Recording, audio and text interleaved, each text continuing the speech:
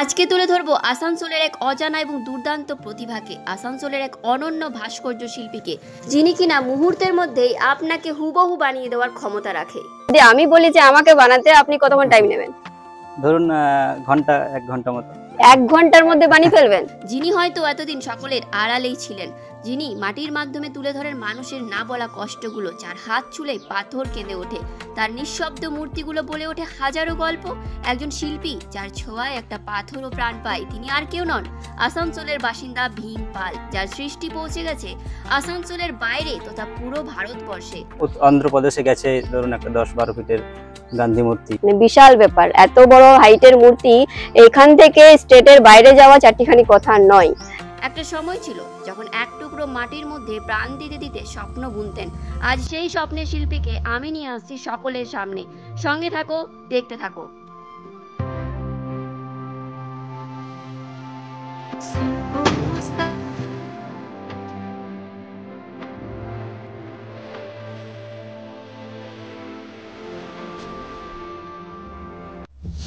নমস্কার আসানসোলবাসী, আমি শুভ্রা। আজকে চলেছি আসানসোলের এক উজ্জ্বল প্রতিভার সন্ধানে।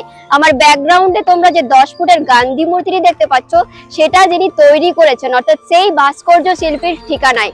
এখন আমি পৌঁছে গেছি আসানসোলের একদমই শেষ প্রান্তে, জামুরিয়ার অন্তর্গত ডোবরানা অঞ্চলের ভীম পাল ক্রিয়েশনে। তো আমাদের আসানসোলের মধ্যেও কিন্তু রয়েছেন এমন প্রতিভা যা হয়তো অনেকেরই অজানা, আবার অনেকেরই জানা। তো ওনার কাজ শুধুমাত্র যে আসানসোলের মধ্যে সীমাবদ্ধ তা কিন্তু নয়, আসানসোল থেকে বাইরে অর্থাৎ পুরো অল ওভার ইন্ডিয়াতে কিন্তু ওনার কাজ পৌঁছে গেছে। শুধুমাত্র তাই নয়, ইন্ডিয়ার বাইরেও অর্থাৎ বিদেশেও কিন্তু তার কাজ যেতে চলেছে এবারে।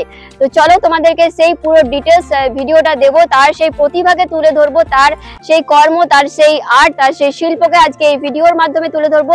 শুধুমাত্র চাই তোমাদের একটা সাপোর্ট, কারণ আমাদের এই উদ্যোগকে তোমরা এগিয়ে নিয়ে যেতে পারো এবং আমাদের এই আসানসোলের প্রতিভাকে তোমরাই একমাত্র এগিয়ে নিয়ে যেতে পারো। তো চলো বেশি কথা না বলে সোজাসুজি চলে যাবো ভীম পাল ক্রিয়েশনের স্টুডিওতে, এবং সেখানে গিয়ে তার সাথেও কথা বলবো, সেই শিল্পীর সাথেও কথা বলবো এবং তার পুরো জার্নিটা আমরা জেনে নেবো তার মুখ থেকে।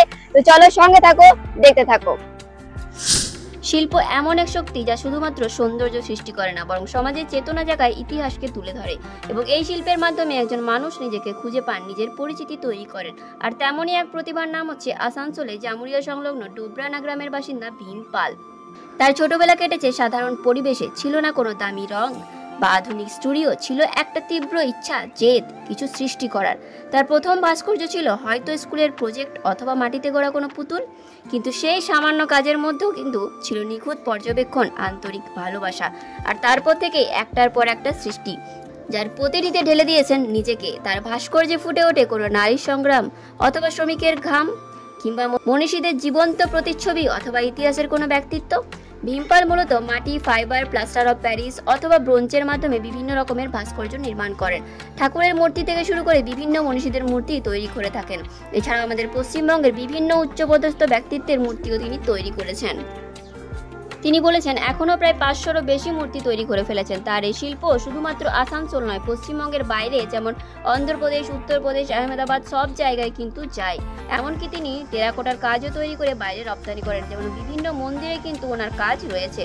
তবে ভীম পাল কিন্তু কোনো ডিগ্রিধারী আর্টিস্ট নয়, সবটাই তার নিজের ইচ্ছের বহিঃপ্রকাশ বা প্রতিভা। তার নির্মাণ শিল্প আসানসোলের বিভিন্ন জায়গায় রয়েছে, যেমন চেলিডাঙ্গার উপেন্দ্রনাথ স্কুলে, মিঠানি স্কুলে, এমনকি রানীগঞ্জের টিডিবি কলেজের যিনি প্রতিষ্ঠাতা ত্রিবেণী দেবী, ওনারও মূর্তি তিনি তৈরি করেছেন। তো এবার জেনে নেওয়া যাক ওনার মুখ থেকে ওনার এই পথ চলার গল্প। তো প্রতিভা কখনো চাপা থাকে না, শুধু সময়ের অপেক্ষা। আর আজকে সেই সময় হাজির হয়েছে। আমি এখন উপস্থিত রয়েছি আসানসোলেরই এক লুকোনো প্রতিভার কাছে, যার নাম হচ্ছে, তো তার নামটা আমি তার কাছ থেকেই জেনে নেব। তো আপনার নাম? আমার নাম হচ্ছে ভীম পাল, ভাস্কর, একজন স্কাল্পচার আর্টিস্ট। আচ্ছা, তো আপনার এই যে আর্টটা, সেটার নাম কি? এই আর্টটা ধরুন আমরা মূর্তি তৈরি করি, বিশেষত বিভিন্ন ভাস্কর্য তৈরি করি। আচ্ছা, এটা ওটাই নাম ভাস্কর্য। মানে আপনার যে স্টুডিওটার নাম কি? স্টুডিওর নাম হচ্ছে ভীম পাল ক্রিয়েশন স্টুডিও। আচ্ছা, আপনি এই কাজটা মানে কতদিন থেকে, মানে আপনার কি বলবো, পথটা একটু বলুন। ধরুন আঁকার সাথে ছোট থেকে যুক্ত, কত ছোট থেকে আঁকছি আমার ঠিকঠাক মনে নেই। আচ্ছা, পরবর্তীকালে আঁকতে আঁকতে মাটির সাথে সম্পর্ক, এবং ধরুন এইচএস করার পর আমি ভেবেই নিয়েছিলাম যে আমি আর্ট নিয়ে এগিয়ে যাবো। সেটা কিভাবে এগোবো তখন আমি জানতাম না। আস্তে আস্তে ছবি আঁকতে আঁকতে দেওয়ালে সিমেন্টের মূর্তি তৈরি করতে করতে এখন গিয়ে ধরুন ফাইবার, ব্রোঞ্জ, বিভিন্ন ভাস্কর্যের বিভিন্ন মাধ্যম নিয়ে এখন কাজ করছি। আচ্ছা, তাও মোটামুটি কত বছর হয়ে গেল? তাও ধরুন 12 বছর হয়ে গেল, মানে 12 বছর এই প্রফেশনে রয়েছে। আচ্ছা, তো যে কাজটা করেন সেটার ম্যাটেরিয়ালটা অ্যাকচুয়ালি কি? ম্যাটেরিয়ালটা ধরুন প্রথমত মাটি দিয়ে তৈরি হয়, ক্লে মডেলিং করতে হয় আমাদের। তাছাড়া ধরুন অনেক স্ক্র্যাপ ম্যাটেরিয়াল জয়েন করে করে করতে হয়, পাথর কাটিং দিয়ে কাজ হয়, উড কার্ভিং কাজ হয়। আর তাছাড়া ধরুন যে মূর্তিগুলো এখন দেখছেন এগুলো বেশিরভাগই ফাইবার গ্লাসের তৈরি।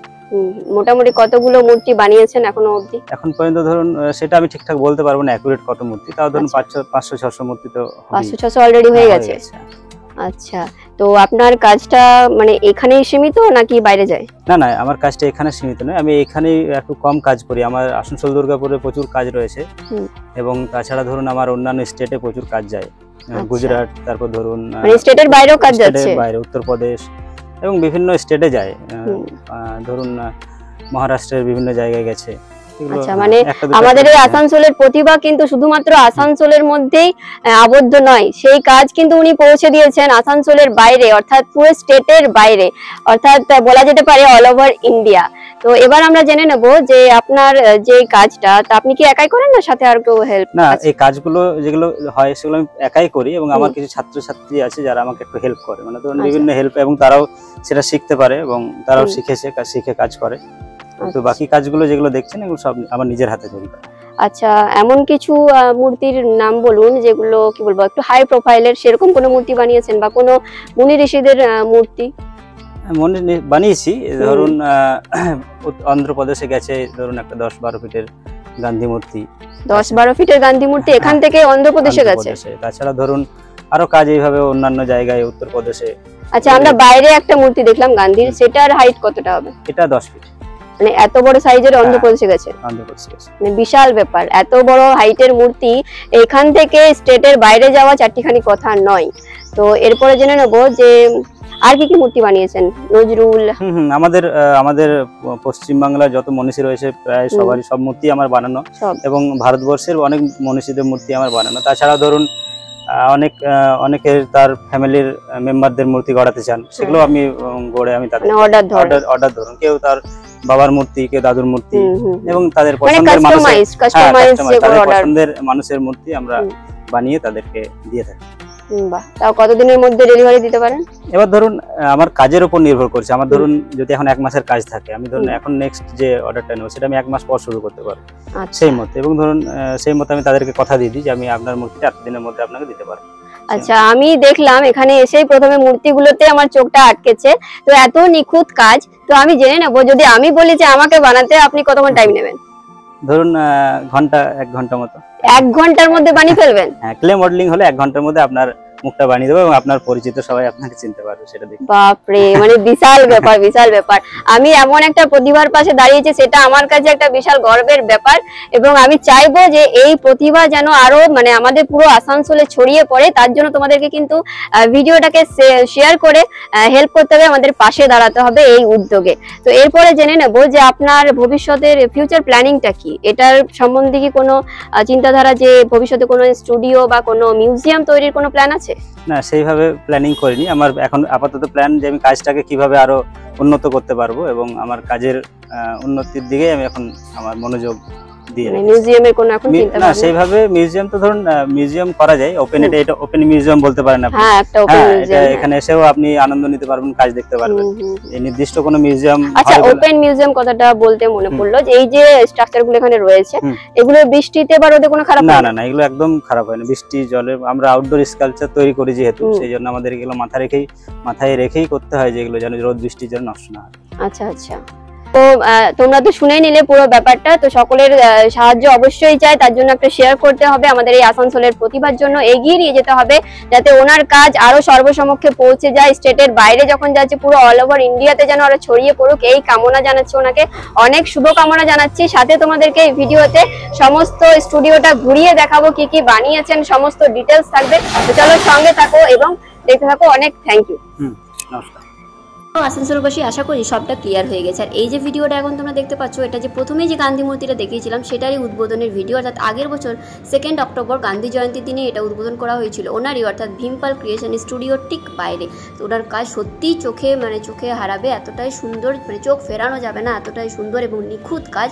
শুধুমাত্র গান্ধী মূর্তি নয়, সমস্ত মনীষীদের মূর্তি উনি বানিয়েছেন। ওনার কিছু কাজ এখানে রাখা রয়েছে এবং বাকি যা কাজ উনি বানান সবই কিন্তু ওনার চলে যায়, ডেলিভারি হয়ে যায়, তাই জন্য পুরোটা হয়তো দেখানো সম্ভব নয়। যতটা সম্ভব আমরা শো করেছি। আশা করি ভিডিওটা সকলেরই ভালো লেগেছে। সকলকে রিকোয়েস্ট করব, সকলে অবশ্যই কিন্তু ভিডিওটাকে প্রচুর শেয়ার করে দিও, যাতে এই প্রতিভা সকলের নজরে আসে, সকলের চোখে পড়ে। আমরা যত আধুনিকই হই না কেন, এই শিল্প আমাদের শিকড়ের সাথে যুক্ত রাখে, আমাদের অনুভব করায়। মানুষ কেবল নির্মাণ করে না, সে অনুভবও করে। ভাস্কর্য তাই শুধু চোখে দেখার জিনিস নয়, এটা আত্মার উপলব্ধি। তাই এই শিল্পকে শুধু অতীতের অংশ হিসেবে নয়, ভবিষ্যতের অনুপ্রেরণা হিসেবে সকলে মিলে সম্মান জানাই।